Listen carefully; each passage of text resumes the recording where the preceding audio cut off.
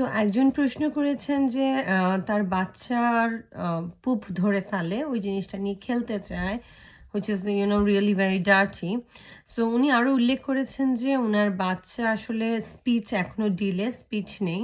So সবসময় বলি যে বাচ্চা স্পিচের উপর অনেক বেশি কাজ করতে হবে। বাচ্চা স্পিচ আসলে সাথে সাথে বিহেভিয়ার অনেক বেশি ইমপ্রুভ হয়।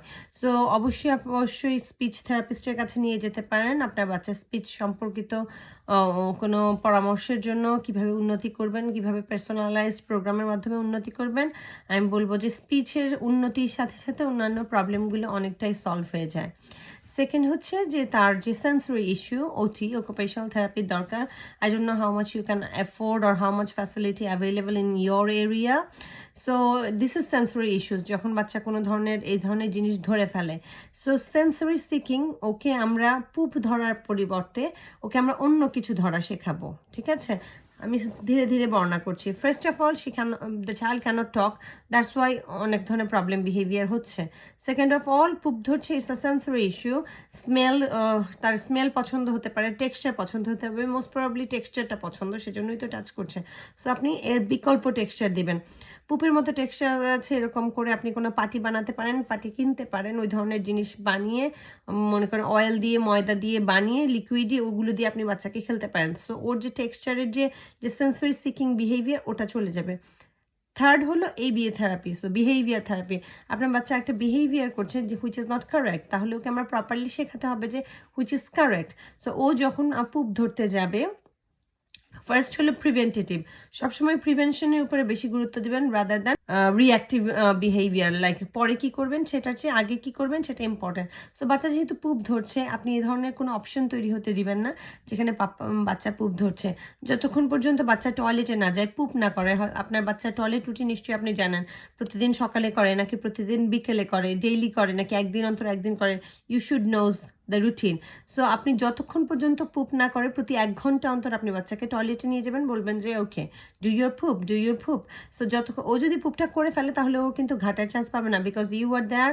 আপনি বাচ্চাকে মনিটর করছেন, আপনি বাচ্চাকে অ্যালাউ করবেন না। সেকেন্ড অফ অল হলো আমরা বাচ্চাকে মডেলিং করে দেখাতে পারি। যেমন আপনি টিভিতে কেউ পুপু করছে, ইন্টারনেটে বা আইপ্যাডে, যে হ্যাঁ we sit on toilet, we don't touch poop. আপনি একটা এই ধরনের ভিডিও আপনি পাবেন যারা টয়লেটে পুপ করছে, ছোট বাচ্চা, modelling behaviour, not exactly, but আপনি ওকে দেখাবেন যে we seat in toilet and we পুপ in toilet and we don't touch toilet. এটা করে আপনি বাচ্চাকে প্রিভেন্ট করতে পারেন, দেখাতে পারেন। It's all strategy. যে কোনোটা আপনার বাচ্চার সাথে কাজ করতে পারে, আবার সবগুলো আপনি প্রয়োগ করে দেখতে পারেন কোনটা আপনার বাচ্চার জন্য কাজ করে। সো আপনি বাচ্চাকে মডেল করে দেখান যে আমরা টয়লেটে বসে পুপু করি, ইভেন উই ডোন্ট টাচ পুপ। ওই জিনিস আপনি নিজে দেখাতে পারেন, প্লাস আপনি মোবাইল বা কম্পিউটারে ইউটিউবে ভিডিও বের করে দেখাতে পারেন। সেকেন্ড, আপনি বড় করে একটা নো সাইন লিখে, পুপের সাইন লিখে ক্রস কেটে দিতে পারেন। যখন সে টয়লেটে যাবে, সিট করবে, তখন আপনি দেখাবেন যে no touching poop, we don't touch poop, ঠিক আছে? ও যদি পুপটা টাচ না করে নাইসলি কমপ্লিট করতে পারে, তাহলে ওকে বলবেন যে well done, very good. So আমি সবসময় বলি ABA থেরাপির একটা হিউজ অংশ হলো positive and negative. Okay, we reinforce positive behaviour.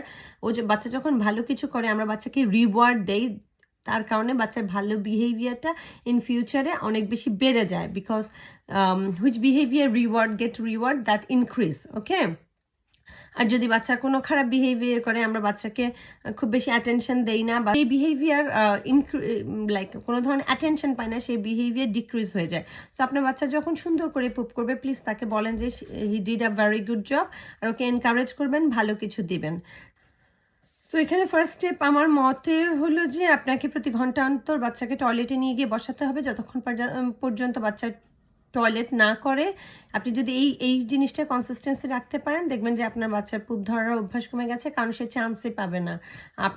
যখন আপনি সামনে থাকবেন, তখন তো আপনি অ্যালাউই করবেন না। সো যতক্ষণ পর্যন্ত বাচ্চা পুপ না করে, ওই সময়টা আপনি কনসিস্টেন্সি বজায় রেখে বাচ্চাকে টয়লেটে নিয়ে যাবেন, যতক্ষণ পর্যন্ত পুপ না করে। বাচ্চা পুপ করে ফেললে বাচ্চাকে গুড জব বলবেন, বাচ্চাকে ধরতে দিবেন না, অ্যালাউ করবেন না, না ধরলে বাচ্চাকে রিওয়ার্ড দিবেন, নো সাইন লিখে দেখাবেন যে no we don't touch poop. Same টেক্সচারের অন্য খেলনা দিয়ে খেলতে দিবেন, নিজে বানিয়ে নেবেন ওর পুপের যে টেক্সচারটা, if is liquidy, if is little hard, ওই টেক্সচারে কোনো ধরনের পাটি বানিয়ে নিজে তেল দিয়ে বানিয়ে ওকে টেবিলে বসে ঘন্টার পর ঘন্টা খেলতে দিবেন। সো ওর যে সেন্সরি সিকিং বিহেভিয়ার, আমরা যখন ওকে একটা অল্টারনেটিভ দিলাম সেই বিহেভিয়ারটা চলে যাবে। Follow this strategies, it will help your child. Yeah, thank you.